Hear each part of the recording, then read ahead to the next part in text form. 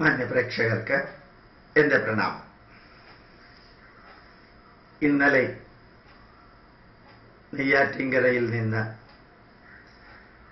തെക്കോട്ട് ആറശാലയ്ക്കടുത്ത് വളരെയധികം ഉള്ളിലേക്ക് ഒരു ക്ഷേത്രത്തിൽ പോയിട്ട് പ്രഭാഷണം നടത്താൻ ഒരവസരം ലഭിച്ചു. വളരെയധികം വികസിച്ച സ്ഥലമാണ്, ഗ്രാമമാണെന്ന് തോന്നില്ല.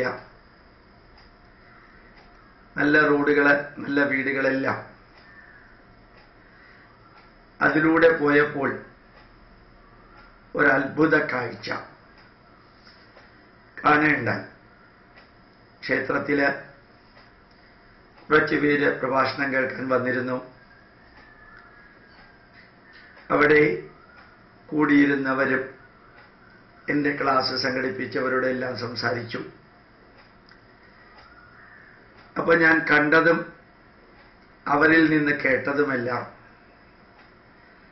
ശരിക്ക് വേദനാജനകമായി. നാഷണൽ ഹൈവേയിൽ നിന്ന് വടക്കോട്ട് പോയി ഉള്ളിലേക്ക് കയറി ചെന്നപ്പോ ഓരോ വഴിയിലും അത്ഭുതകരമായ അത്രയും എണ്ണം ക്രിസ്ത്യൻ പള്ളികളാണ്. പല വിഭാഗത്തിൽപ്പെടുന്ന ക്രിസ്ത്യാനികൾ പലതരം പള്ളികളും കുരിശടികളും കപ്പേളകളും ഉണ്ടാക്കി ആ പ്രദേശം മുഴുവനും പള്ളികളാണ് എന്ന് അവിടെ പ്രഭാഷണം കേൾക്കാൻ വന്നവർ പറഞ്ഞിരുന്നു. എനിക്ക് സത്യത്തിൽ വിശ്വസിക്കാൻ സാധിക്കുന്നില്ല. എങ്ങനെയാണ് ഹിന്ദുക്കളെ ക്രിസ്ത്യാനികള് പാപികളാണെന്ന് പറഞ്ഞ്, അല്ലെങ്കിൽ കാശ് കൊടുത്ത്, അല്ലെങ്കിൽ നിരന്തരം വീട്ടിൽ ചെന്ന് പ്രാർത്ഥിച്ച് സൈലന്റായിട്ട് ഒരു വീഡിയോയും ഫോട്ടോയും ഒന്നും എടുക്കാതെ പതിനായിരക്കണക്കിന്, അങ്ങനെ പറയുകയല്ല ശരി, ലക്ഷക്കണക്കിനെന്ന് പറയുകയാണ് ശരി, ആരും അറിയാതെ ഈ ഹിന്ദുക്കളെ മതം മാറ്റിക്കൊണ്ടിരിക്കുന്നൊരു കാഴ്ച. ഒരു വിഭാഗം ക്രിസ്ത്യാനികളല്ല ഇവരെ മതം മാറ്റുന്നത്, പല വിഭാഗത്തിൽപ്പെടുന്ന ക്രിസ്ത്യാനി. യഹോവ സാക്ഷികളുണ്ട്, പെന്തക്കോസ്ത് ഉണ്ട്, കാത്തലിക് ഉണ്ട്, സിറിയനുണ്ട്, ജാക്കോബൈറ്റ് ഉണ്ട്, മാർത്തോമയുണ്ട്, ഓർത്തഡോക്സ് ഉണ്ട്. പലതരത്തിൽ ഇവരുടെ പേരുകളൊന്നും ആർക്കും കൃത്യമായിട്ടൊന്നും അറിഞ്ഞുകൂടാ. അവര് അത്ഭുതകരമാം വിധം, വേദനാജനകമാം വിധത്തില് ശരിക്കും മതപരിവർത്തനം നടത്തുന്ന ഒരു കാഴ്ച ഓരോ RSSകാരനും, ഓരോ വിശ്വ ഹിന്ദു പരിഷത്തുകാരനും, മാതൃഭൂമിയിലെ ഓരോ ലേഖകനും ചെന്ന് കാണേണ്ടതാണ്. മാതൃഭൂമി പത്രത്തിലെ, മംഗളത്തിലെയും മനോരമയിലെയും മാധ്യമത്തിലെയും ഒന്നും പോകേണ്ട കാര്യമില്ല. കാരണം അവരുടെ ലക്ഷ്യവും മാർഗവും ഈ മതപരിവർത്തനം തന്നെയാണ്. പ്രത്യക്ഷമായിട്ടോ പരോക്ഷമായിട്ടോ അത് പ്രോത്സാഹിപ്പിക്കലാണ്.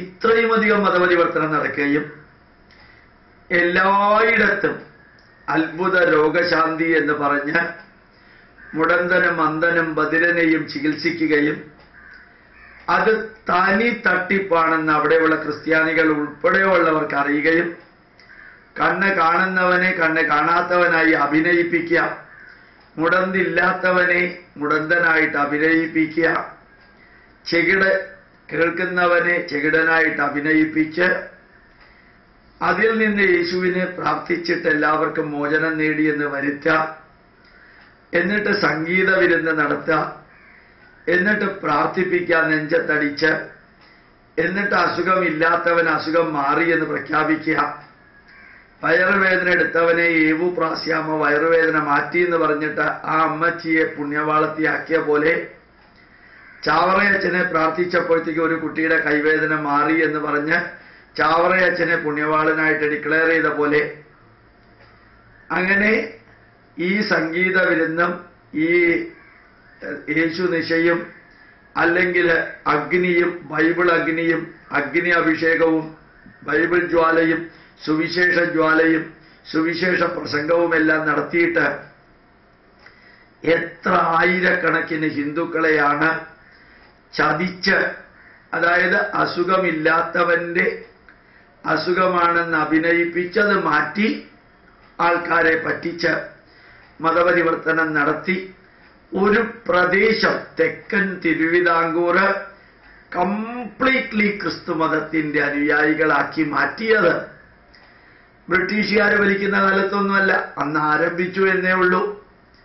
യഥാർത്ഥ ഇന്ത്യക്കാർ ഭരിക്കുന്ന കാലത്ത് തന്നെയാണ് ഈ ചതിയും വഞ്ചനയിലൂടെയും മതം മാറ്റിയത്. അങ്ങനെ 5ഓ 6ഓ വ്യക്തികളെ അവർക്ക് സംഭവിച്ചത് അബദ്ധമാണെന്ന് മനസ്സിലാക്കി തിരിച്ചു വരാൻ ശ്രമിക്കുന്നതിനെതിരെയാണ് ഇവിടുത്തെ രാഷ്ട്രീയ പാർട്ടിക്കാരും ഇവിടത്തെ ബിഷപ്പ് പൗവത്തിലും സൂസവാക്യവും മാതൃഭൂമി ഇന്നലത്തെ പേപ്പറിൽ സൂസവാക്യത്തിനെ അങ്ങ് പുകഴ്ത്തി ദേവലോകം വരെ എത്തിച്ചിട്ടുണ്ട്. മാതൃഭൂമി അത് ചെയ്യുന്നത് ഹിന്ദുക്കളുടെ കാര്യങ്ങൾ മനോരമ എഴുതി മനോരമ ഹിന്ദുക്കളുടെ വീടുകളിലേക്ക് എത്തിക്കുന്ന പോലെ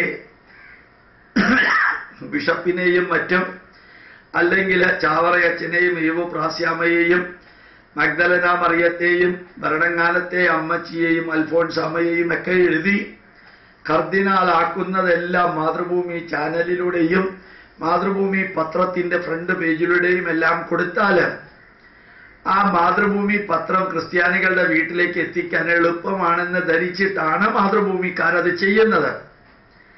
പക്ഷേ ഒരു ക്രിസ്ത്യാനിയും മാതൃഭൂമിയുടെ ട്രാപ്പിൽ വീഴില്ല എന്ന് ക്രിസ്ത്യാനികളെ നോക്കിയാൽ കൃത്യമായിട്ട് അറിയാം. അവർക്കറിയാം എന്താണ് വേണ്ടത്, എന്താണ് വേണ്ടാത്തത്. അവരെ അറിയിക്കാൻ പള്ളിയിലെ ഇടയലേഖനങ്ങളുണ്ട്. ഇടയലേഖനങ്ങൾക്കെതിരെ ഇവരെന്തെല്ലാം സൂസവാക്യത്തെക്കുറിച്ച് എഴുതിയാലും ക്രിസ്ത്യാനി വിശ്വസിക്കാൻ പോണില്ല. പക്ഷെ ക്രിസ്ത്യാനികളെക്കുറിച്ച് നിരന്തരം മാതൃഭൂമി എഴുതിയാൽ ഈ വീരേന്ദ്രകുമാറിനും പി വി ഗംഗാധരനും പി വി ചന്ദ്രനും എല്ലാം കേരളത്തിലെ ഓരോ രൂപതക്കാരും നല്ല അവാർഡ് കൊടുക്കും, യേശുക്രിസ്തുവിന്റെ രൂപം കൊടുക്കും. കർദിനാൾ പട്ടം അവരോധിക്കുന്ന സമയത്ത് ഏവു പ്രാസ്യാമയെയും ചാവറയച്ചനെയും വിശുദ്ധനായിട്ട് പ്രഖ്യാപിക്കുന്ന സമയത്ത് മാതൃഭൂമി പ്രസിദ്ധീകരിച്ച വാർത്ത ഏറ്റവും ഉജ്ജ്വലമായിരുന്നു എന്ന് പറഞ്ഞ് തൃശ്ശൂരിൽ വെച്ച് മാതൃഭൂമിക്ക് അവാർഡ് കൊടുക്കേണ്ടായി. അത് അവരവരുടെ കാര്യം നോക്കാനായിട്ട് ചെയ്യുന്നു. ആ മാതൃഭൂമിയെ കൊണ്ട് തന്നെ ഈ ഹിന്ദുക്കൾ മതം മാറി അങ്ങോട്ട് പോയവരെ ഇങ്ങോട്ട് കൊണ്ടുവരുന്നതിനെ എതിർപ്പിക്കാനും ഈ ക്രിസ്ത്യാനികൾക്ക് സാധിക്കുന്നു എന്നുള്ളതാണ് ഈ കാഴ്ച ഒന്ന് കണ്ടാൽ മനസ്സിലാവുന്നത്. എനിക്ക് ഈ ഇന്നലെ കണ്ട കാഴ്ചയിലൂടെ എൻ്റെ മനസ്സിൽ തോന്നിയത്, ഏത് മാധ്യമം എതിരാണെങ്കിലും ഏതെല്ലാം രാഷ്ട്രീയ പാർട്ടിക്കാരുകൾ എതിരാണെങ്കിലും ഒരുമിച്ച് ഹൈന്ദവ ജനത നിന്ന് ഈ ഹൈന്ദവ സമൂഹത്തിൽ നിന്ന് മതം മാറിപ്പോയവരെ ഒരു തരത്തിലും ചതിക്കാതെ വഞ്ചിക്കാതെ പറ്റിക്കാതെ സത്യത്തിന്റെയും ധർമ്മത്തിന്റെയും നീതിയുടെയും ന്യായത്തിന്റെയും വഴിയിലൂടെ ഇങ്ങോട്ട് വരാൻ സന്നദ്ധരായവരെ മുഴുവനും ഏത് സമുദായത്തിൽ നിന്നാണോ അവർ പോയത് ആ സമുദായത്തിലേക്ക് തിരിച്ചു കൊണ്ടുവരുന്നത് വരെ വിശ്രമിക്കാത്ത, വിശ്രമം കാണാതെ നിരന്തരം പ്രവർത്തിച്ച് അവരെ തിരിച്ചു കൊണ്ടുവരാനുള്ള യജ്ഞം ഏറ്റെടുക്കലാണ് ഇപ്രകാരമുള്ള രാഷ്ട്രീയ പാർട്ടിക്കാരുടെയും അല്ലെങ്കിൽ പത്രമാധ്യമങ്ങളുടെയും ഹിന്ദു വിരുദ്ധ പ്രചരണങ്ങൾക്ക് ശക്തിയായി പ്രതികരിക്കാനും മറുപടി കൊടുക്കാനും എളുപ്പം. ഇവിടെ നിന്ന് പോയവരെല്ലാം ശാന്തമായിട്ട്, എങ്ങനെയാണോ ഹിന്ദുക്കളെ ക്രിസ്ത്യാനികളായിട്ട് ക്രിസ്ത്യാനികൾ മതം മാറ്റിയത് അതേപോലെ ശാന്തമായിട്ട് വീഡിയോ എടുക്കാതെ ഫോട്ടോ എടുക്കാതെ ആവശ്യമില്ലാത്ത പബ്ലിസിറ്റി ഒഴിവാക്കിയിട്ട് ശാന്തമായിട്ട് തിരിച്ചു കൊണ്ടുവരാൻ ഹൈന്ദവ സമൂഹം, വെള്ളാപ്പള്ളി നടേശൻ പറഞ്ഞതുപോലെ നാരായണ ഗുരുദേവനാണ് തെക്കൻ തിരുവിതാംകൂറില് ആദ്യമായിട്ട് പുനഃപരിവർത്തനം നടത്തിയത്. ആയിരക്കണക്കിന് ഇഴവര് അപ്പുറത്തേക്ക് മതം മാറിപ്പോയപ്പോ നൂറുകണക്കിന് ക്ഷേത്രങ്ങളിലെ വിഗ്രഹങ്ങൾ മാറ്റി അവിടെ കുരിശ് സ്ഥാപിച്ചപ്പോ ശ്രീനാരായണ ഗുരുദേവൻ ഇറങ്ങിച്ചെന്ന് ആ ക്ഷേത്രങ്ങളിലെ കുരിശു മാറ്റി വിഗ്രഹം പ്രതിഷ്ഠിച്ച് അങ്ങോട്ട് പോയവരെ ഇങ്ങോട്ട് കൊണ്ടുവന്നത് കളിയിക്കാവിള മുതൽക്ക് ചെങ്ങന്നൂർ വരെ 125 വർഷങ്ങൾക്ക് മുൻപ് ആദ്യം ചെയ്തത് ശ്രീനാരായണ ഗുരുദേവനാണ്. ആ ഗുരുദേവൻ തന്റെ ശിഷ്യനായ കൃഷ്ണനാശാനെ നോക്കി പറയുകയും ചെയ്തു, ഈ കൃഷ്ണൻ ഇല്ലായിരുന്നുവെങ്കിൽ നമ്മളെല്ലാം ക്രിസ്ത്യാനികളായി പോകുമായിരുന്നു എന്ന്.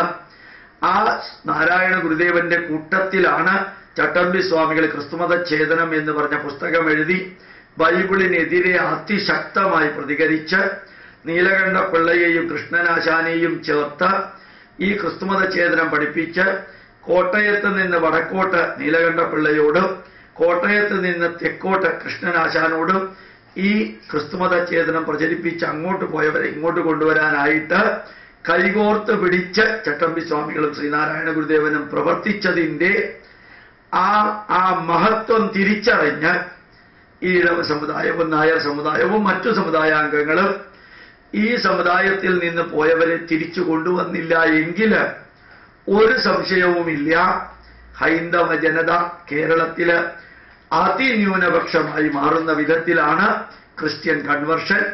ഈ സുവിശേഷത്തിലൂടെയും ഈ സംഗീത വിരുന്നിലൂടെയും ഈ രോഗശാന്തി ശുശ്രൂഷ എന്ന തനി തട്ടിപ്പിലൂടെയും മതപരിവർത്തനം നടത്തുന്നത്.